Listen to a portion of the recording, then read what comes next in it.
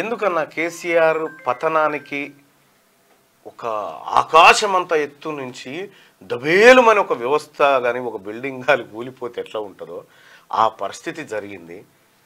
స్వయంకృతాపరాధమా లేకపోతే వేరే ఇంకేమైనా కారణాలా?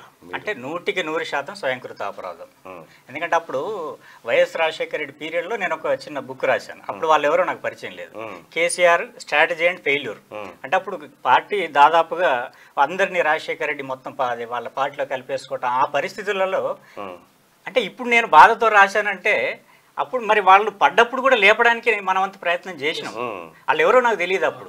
అప్పుడు మొత్తం పార్టీ మొత్తం రూయిన్ అయ్యే పరిస్థితుల్లో ఉన్న ఏం చేయాలి, తెలంగాణకు ఒక పార్టీ అవసరం, అది ఎలాంటిదైనా సరే కొన్ని తప్పులు ఉంటే అవి దిద్దుకొని ముందుకు పోవచ్చు అని ఒక పార్టీ అవసరం అని చెప్పేసి వాళ్ళ ముక్కు మొహం తెలవనప్పుడు నేను సినిమా ఫీల్డ్లో నా పని ఏదో నేను చేసుకునేవాడిని. యాక్చువల్గా అవసరం లేదు, ఒక కమర్షియల్ రంగంలో ఉన్న నేను నా కెరీర్ చూసుకోవాలి. కానీ మనం వచ్చిన ప్రాంతం నుంచి మన బాధలు మనకు తెలుసు కనుక అయ్యో ఆ పార్టీని కాపాడుకోవాలనే ఉద్దేశంతో నేను కేసీఆర్ వ్యూహం వైఫల్యం అని చిన్న బుక్ రాశాను. ఒక 16 పేజీల బుక్ అది వేస్తే దాదాపు ఇక్కడ మీటింగ్ దగ్గర పెడితే ఒకటే రోజులో అమ్ముడుపోయింది. రెండో రోజు మూడో రోజు ఆయన కేటీఆర్ నాకు ఫోన్ చేసి దాంట్లో ఉన్న నంబర్ చూసి నాకు ఫోన్ చేసి అన్నా నేను ఒకసారి కలవాలి మిమ్మల్ని అని అంటే అప్పుడు ఆ రకంగా మేము ఇద్దరిని కలిసాం. కలిసిన తర్వాత అప్పుడు కూడా వాళ్ళ తప్పుల్ని ఎత్తి చూపుతానే ముందుకెట్లా పోవాలో నేను చెప్పాను. వాళ్ళు తెలియక ముందు వాళ్ళ బాగు కోరామంటే ఇప్పుడు ఇట్లా రాస్తున్నామంటే మనం బాధతో తప్పితే ఇప్పుడు వాళ్ళ మీద మనకు వ్యక్తిగతమైన ద్వేషం ఏం లేదు కదా. అయ్యో మన ప్రాంతం ఇట్లా అయిపోయింది, మనం ఉద్యమంలో మనం ఏం కోరుకొని వచ్చినా ఏం జరుగుతుందనే ఆ వేదన అనేది మనకు లోపల ఉంటుంది కదా. అంటే వాస్తవంగా నేను ఎక్కడున్నా కానీ వీటిని అబ్జర్వ్ చేయకుండా ఉండలేం, జరిగే పరిణామాలను మనం గమనించకుండా ఉండలేము.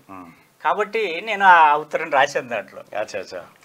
అది అట్లా నేను వీళ్ళు ఎలక్షన్ల ముందు కూడా ఒకటి రాశాను. ఇప్పుడు ఉత్తరం రాసిర్రు, ఉత్తరం ఒక అజ్ఞాతవాసిగా ప్రపంచంలోకి పోయింది, డైరెక్ట్ కెమెరా ఉంది, ఇంకేమైనా సలహా ఇవ్వగలుగుతావా మీ సార్కు అంటే మీ మిత్రుడికి? అంటే నేను ఇది ఎలక్షన్ రిజల్ట్ రాకముందు నేను ఒకటి రాశాను, మిత్రమా వీడుకోవాలని, ఓడిపోతావని చెప్పి అప్పటికే అందరికీ తెలిసి నా ఎనాలిసిస్ ప్రకారం మిత్రమా వీడుకోవాలని చెప్పేసి అప్పుడే రాశాను నేను. అంటే మీరు ఎట్లా వచ్చారు, ఎట్లా ఏం చేయాల్సి ఉంటే మీకు మీ పతనానికి మీ ఓటమికి ఎదురయ్యే కారణాలు ఏంటనేది అప్పుడే రాశాను నేను. అది అప్పుడు వైరల్ అయింది. సరే అదే అంటే అప్పుడు నేను చూశాను, ఇప్పుడు చూడలేదు. అంటే ఇప్పుడు వాళ్ళు దిద్దుకోవడానికి బహుశా ఏమి లేదు. అంతేనా? దిద్దుకోవడానికి కూడా ఏమి లేదు. అంటే అప్పుడు గతంలో పతనాన్ని చెప్పిన ఎట్లా సస్టైన్ కావాలని చెప్పిన, ఇప్పుడు సస్టైన్ కావడానికి కూడా మార్గాలు ఏం లేదు. అయిపోయింది, కొలాప్స్ అయిపోయింది. అంటే నా మిత్రుడు ఉత్తరాలు బంద్ అయిగా తెలియజెప్పడానికి 2 సార్లు అప్పుడు 2006-07లో హెచ్చరిక ఉత్తరాలు ఒక రకం. అంటే అది హెచ్చరిక కాదు, ఒక రకంగా అప్పుడు అది వాళ్ళు మొత్తం వేల కాపీలు వేసి వాళ్ళ గ్రామాల్లో పంచుకున్నారు. వాళ్ళు మొత్తం క్యాడర్ నుంచి మొత్తం ప్రజల నుంచి ప్రజా సంఘాల నుంచి మొత్తం ఉద్యమాన్ని సొమ్ము చేసుకుంటున్నారు, సంపాదించుకుంటున్నారు అని చెప్పేసి అప్పుడు వాళ్ళ మీద రాళ్ల దాడి జరుగుతున్నప్పుడు వాళ్ళు చెప్పలేని సమాధానం నేను చెప్పాను ఆ బుక్ ద్వారా. అప్పుడు దాన్ని వాడుకున్నారు వాళ్ళు. అంటే వాళ్ళు మళ్ళీ నిలబడటానికి వాడుకున్నారు. ఆయన బయటకు కూడా వచ్చి కేటీఆర్ గారు చెప్పారు ఆయన, అప్పుడు మాకు చాలా ఉపయోగపడ్డది మళ్ళీ మా పార్టీ మళ్ళీ లేవటానికి అని చెప్పేసి ఆ బుక్. అయితే అప్పుడు ఆ రకంగా మనం పనిచేసాం. అంటే వాళ్ళు నిలబడాలని కోరుకున్నాం. వాళ్ళు నిజంగా సరే వాళ్ళ తర్వాత తెలంగాణ వచ్చిన తర్వాత వాళ్ళ అధికారంలోకి వచ్చిన తర్వాత 4 కాలాలు ఉండాలని అనుకున్నాం, మంచిగా పరిపాలన చేయాలని కోరుకున్నాం. అంటే ఉద్యమంలో ఉన్నారు కనుక కాస్త స్పృహ ఉంటది అనుకున్నాం. కానీ మరీ ఇంత దిగజారిపోతారు ఎక్కడ స్పృహ? వాళ్ళకు అధికారం అనే మత్తులో వాళ్ళు ఈ వచ్చిన దారినంతా చెడగొట్టుకుంటూ వచ్చారు, మళ్ళీ పోయేతందుకు కూడా లేదు ఇప్పుడు దారి కదా. అంటే ఇప్పుడు అందరం తెలంగాణ ఉద్యమంలో పాల్గొన్నాం, అందరం కలిసి ఒక ఆట ఆడినాం.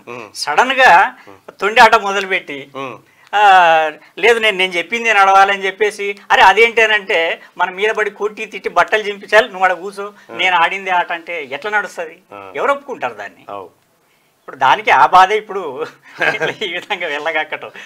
దీనికి ముందు అంటే వ్యక్తిగతంగా ఉన్న పరిచయంతో 2018 ఎలక్షన్ల ముందు కూడా నేను కేటీఆర్కి చెప్పాను, నీ పాలన చక్కగా లేదయ్యా, ఇది కాదు ఇట్లా చేయాల్సింది, కొన్ని దిద్దుకోవాలని చెప్పేసి ఫస్ట్ వాట్సాప్ చాటింగ్తో మొదలుపెట్టి నేను చెప్పాను. వ్యక్తిగతంగా కూడా నేను చెప్పాను. అంటే మనం చెప్పినట్టు వాళ్ళు పాలన చేసే పరిస్థితులు లేరు, వాళ్ళ రూట్ వేరున్నది, వాళ్ళ కథ వేరున్నదని తర్వాత నాకు అర్థమైంది. నేను కూడా డిస్టెన్స్ మెయింటైన్ చేశాను, వాళ్ళ దగ్గరికి కూడా వెళ్ళటం తగ్గించాను. భవిష్యత్తులో మీరు అంటే భవిష్యత్తును కొద్దిగా ఊహించి రాసేటువంటి వ్యక్తులుగా